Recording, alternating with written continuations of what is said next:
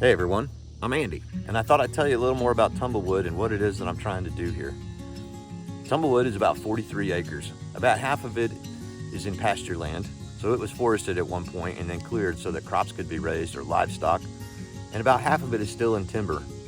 Now at one point, Tumblewood was logged. That's fine. We use trees to build our homes, to make furniture. Trees are a renewable resource.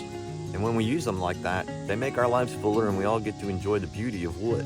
Obviously, I'm not opposed to using a tree. But the problem becomes when you log off an area and you don't manage the property afterwards. You make it hard on wildlife and you make it hard for the land to come back to what it used to be.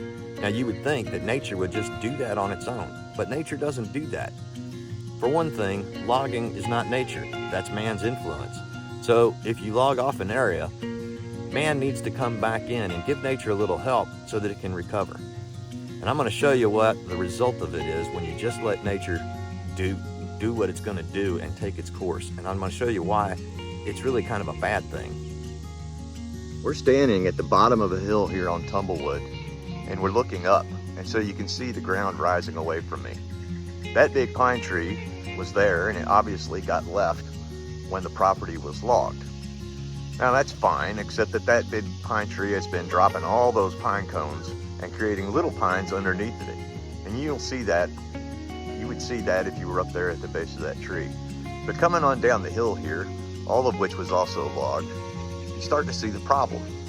Well, there are trees growing, but by the time we get down here, if we look across this ground, you can see this is all overgrown. There's lots of little yellow pines that are growing there. That's fine. We got muscadine growing back in this thicket. Blackberries, just all kinds of scrub brush and trees. And that's because nature just did what it was supposed to do. And it just grew whatever was easiest to grow. Here's a common problem on the property. That's a sweet gum tree. They're a native species to the south, but they're proliferate. They grow quickly and they choke out other species, and that's really what we want to avoid. The property used to be hardwoods. Lots of oaks, ashes, hickories, hardwoods that are native to the south.